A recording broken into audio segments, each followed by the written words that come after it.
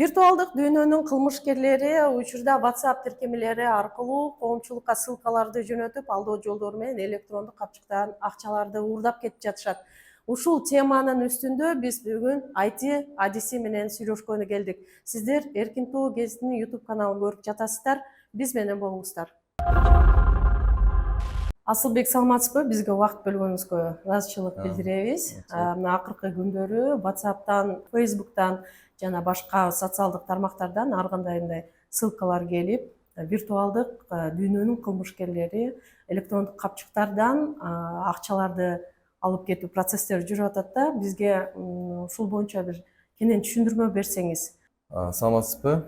Ооба, азыр акыркы учурда мындай көрүнүштөр абдан көп болуп атат. Негизи бул IT тармактын өнүгүшүнүн айынан мисалы анан баардыгы электрондук акчаларга өтөт атпайбы?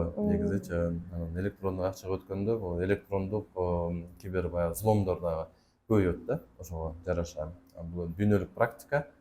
Азыркы учурда бул нерсе абдан бат жана жакшы өнүгүп атканын себеби бул адамдардын баягы билбестигинен келип чыгып атат көбүнчө. Анткени баягы биз бир нече революция, технологиянын революциясы деп коет го, ошону биз көп жерден аттап өтүп кеткенбиз да. Негизи Кыргызстанда ошондой бир көрүнүш бар. Анткени баягы биз кнопочный телефон көтөрүп жүрүп эле анан смартфонго өтүп кеттик да. Элдер баягы карточканы колдонуп, ноутбукту колдонуп 90-жылдары эле дүйнө жүзү өнүккөн мамлекеттер ошондой нерселер менен колдонуп, анан алар дагы көп жолу алданып, анан мындай карточканы бизде караса ар жерде жата берет, мындай карабайбыз го, көп көңүл бурбайбыз. Аларда ал акча катары да.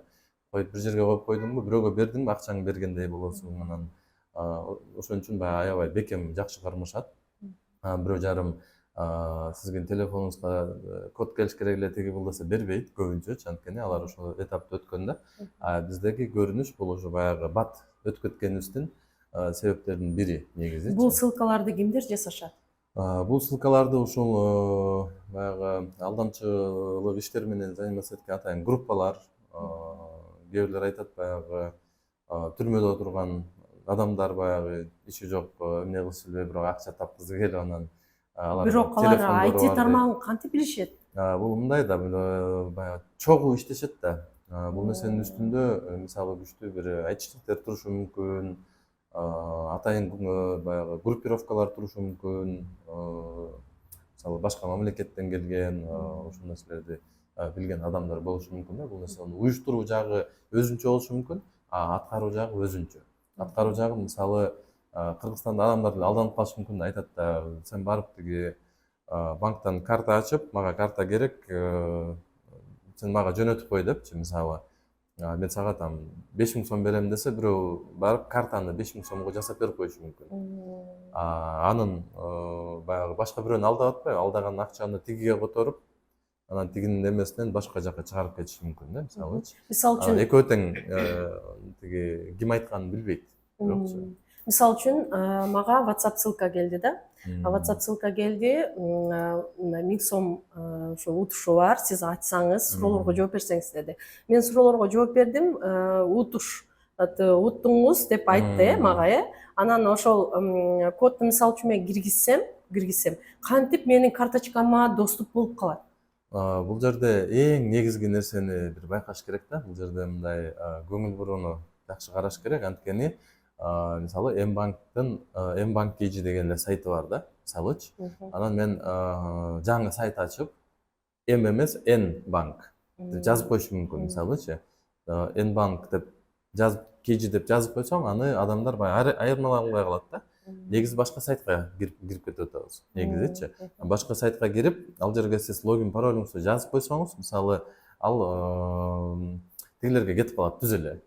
Ал Mbankка эмеге вообще тиешеси жок, мисалычы. Керемет эмес, Керенет банк деп жазып коюшу мүмкүн, логотиптердин баарын коюп коюшу мүмкүн, атын өзгөртүп коюшу мүмкүн да сайттын. Анан бул жерде баягы жакшы көңүл буруш керек. Анан андан чоң бир любой дүйнө жүзүндөгү бул мошенниктердин 2-3 гана инструменти бар. Анын эң негизгиси бул адамды коркутуу. Биринчи эмесичи, коркуткандын кесебетинен еще шаштырат, анан адамдар баягы көбүнчө ошол нерседен да алданып калат да. Сиздин карточкаңыздын эмеси бүтүп калыптыр, анан сим картаңыздын срогу бүтүп калыптыр, сиздин тууганыңыз мондай учурга кабыл болду дегенде баягы адам критический эмеси өчүп калат дагы, анан башкача иштеп калат мээчи. Анан ошол жерде баягы шашылыш бир нерселер жасап бериши мүмкүн адамдар. Экинчи нерсе бул адамдын баягы кандай деп коет, баягы биз эми баарыбыз эле бир эмени күтөбүз да, мындай жок жерден акча иштеп алган же бир эменичи. Ошол нерселерден этият болуш керек, анткени жөндөн жөн эми эч ким бизге чоң акча бербейт. Бунун артында бир нерсе бар болушу мүмкүн да, анан бирок буну туура чечиш үчүн негизи эки нерсеге көңүл буруш керек. Бул мындай элдерге мошенничествонун баардык түрүн түшүндүрүп бере албайбыз да. Эртең алар мисалы даже биздин күч органдары бир нерсени ойлоп таап аларды кармаса деле, эртең дагы бирөө чыгат. Ал башкачараак жолун ойлоп табат. Анан аны кайра жапса, алар башка жагына. Бул өмүр бою баягы хакерлер менен айтишниктердин күрөшүп келаткан эмеси да булчу.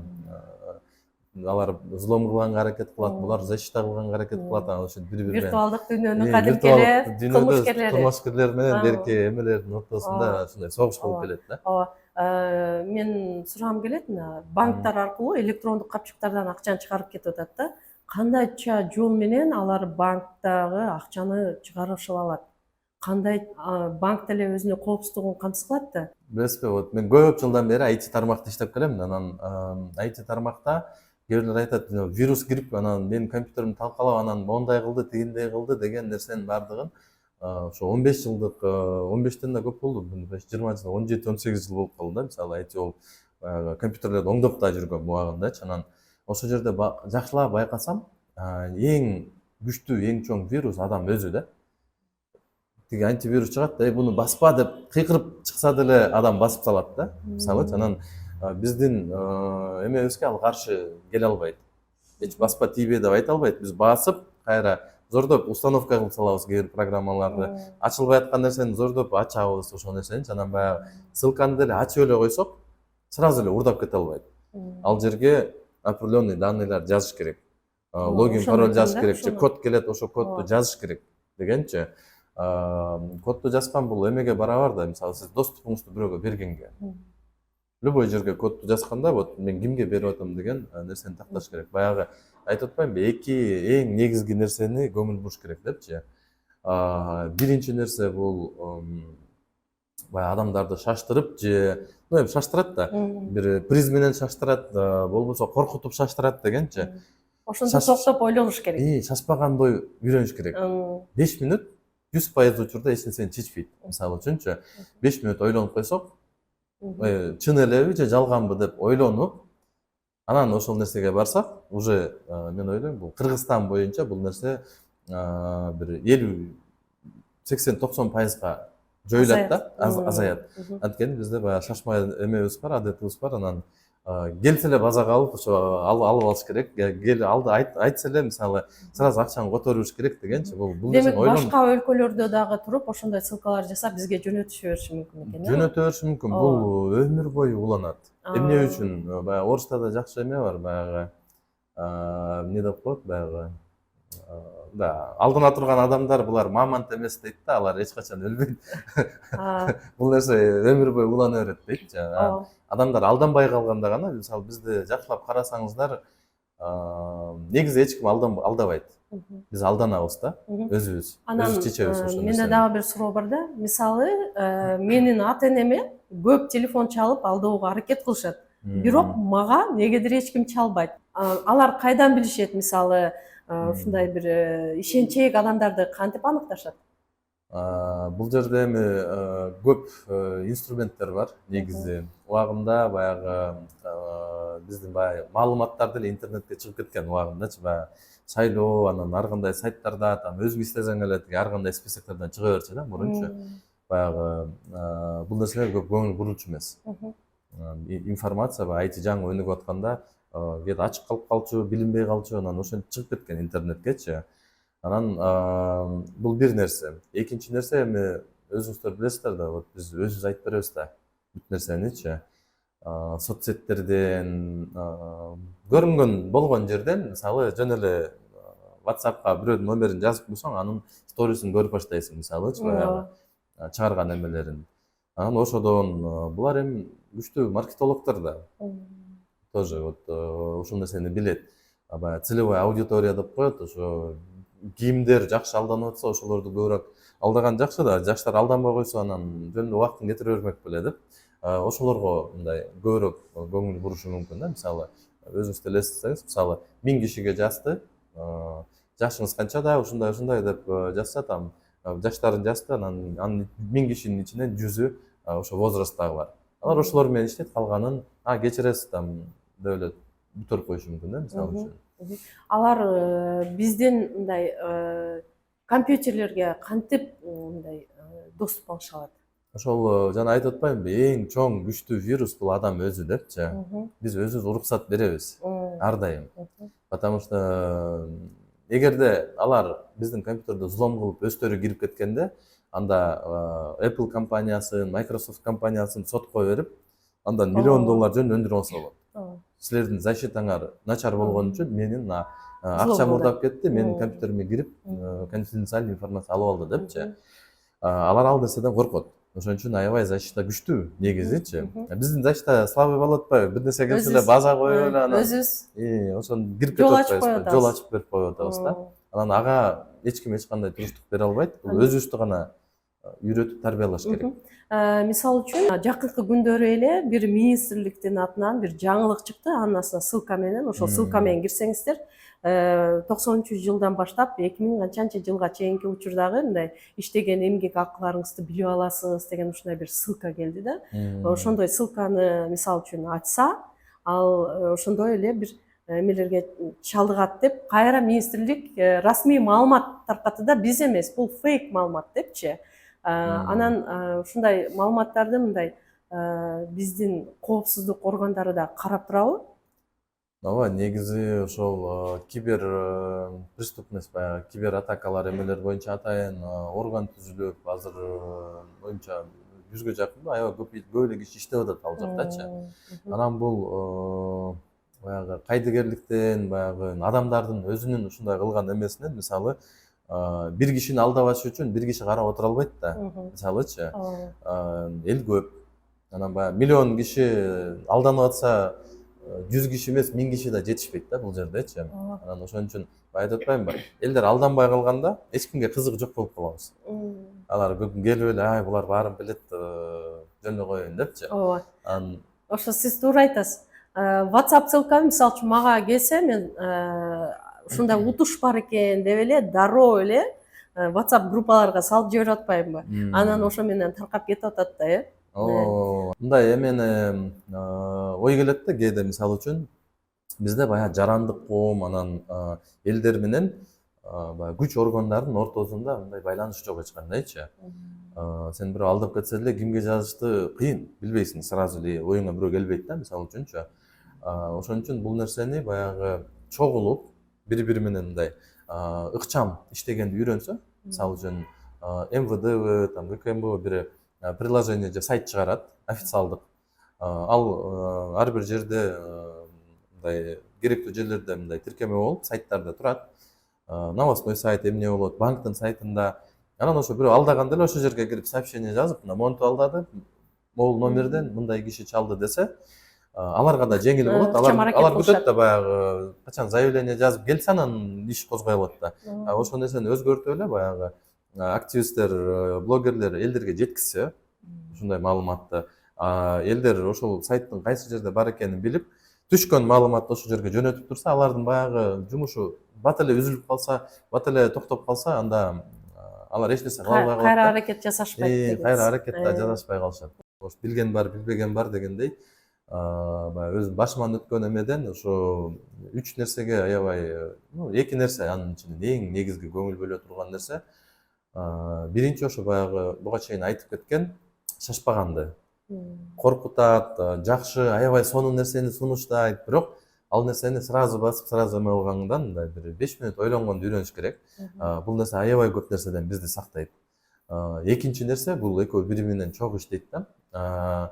Расмий деген нерсе сиз айтып кетпедиңизби? Расмий деген бул эмнени түшүндүрөт? Эгер мага банктан бир сотрудник чалып атса, мына чалып бир нерсени сурап атса, кантип аны текшериш керек деген ой келиш керек да. Сразу өзүбүзгө суроо беришибиз керек. Бул расмийби, расмий эмеспи дегенчи. Расмий эмес болсо, азыр токтой турчу, мен банктагы менеджерге чалайын же банктын служба эмесине чалайын номерине баягы деп туруп эле телефонду коюп эме кылса, алар да сразу токтой баштайт. Анткени алар баягы банктын атынан эме болуп атпайбы? Чалышып атат. Эгер расмий болсо алар тартынбайт, уялбайт. Анан үчүнчү нерсе бул эч ким бизден конфиденциалдык пароль, пин-код, келген кодду, картаны эч ким сурабаш керек. Номерин дагы, эч нерсесин дагы. Анткени сиз картаңыздын номерин бирөөгө айтып эле койсоңуз, бул эмнени түшүндүрөт? Сиз акчаңызды, банктагы счетуңуздун паролун берип койгондой да. Ошон үчүн баягы картаны жакшы кармаш керек. Акчаны баягы пароль келген баягы эмелерди жакшы кармаш керек. Телефонду жакшы бекем кармаш керек. Ошондо анан алар ага доступ ала албайт. Биз мисалы үчүн акча которууларда өзүбүздүн картасынын номерин тартып жөнөтүп атпайбызбы? Ошол учурда кандай болот? Аны тартып жөнөтсө болот. Картанын эки защитасы болот. Ну даже 2-3 защитасы десек болот да. Бири пин-код. Пин-код ал баягы офлайн карта эмелерден эле керек болушу мүмкүн. Экинчиси артында CVV деген код болот. Ал 3 сандан турган. Ошону бирөө жарым көрүп алса, ал сиздин картаңыздан акча ала алат уже. Анан ошону көрсөтпөш керек. Ошону көрсөтпөш керек. Азыркы учурда эми бизде канчалык таралды билбейм, бирок баягы транспортто эмеде монтип тийгизе эле төлөп атпайбызбы? Payware деген эме система. Ал системаны дагы азыр ошодон акча урдагандар бар. Жолдо баратып, сумкасына бир эмени устройство мынтип ар кимдикине тийгизип эле Акча алат. Акчаларын бир определенный суммага чейин сурабайт да кодчу. Ошентип алып алышы мүмкүн. Бизде кафеге киргенде деле чек төлөп атканда карточканы тийгизсең акчаны алып коет атпайбы? Ошентип мындай чөнтөктөрдөн да урдаса болот да. Ошентип урдагандар дагы болот. Атайын өзүнүн устройстволор болот, эмелер болот. Ошон үчүн баягы картаны дагы жакшы мындай бекем кармап керек. Асылбек, сизге рахмат. Элге пайдалуу маалыматтарды бердиңиз. Сиздерге дагы.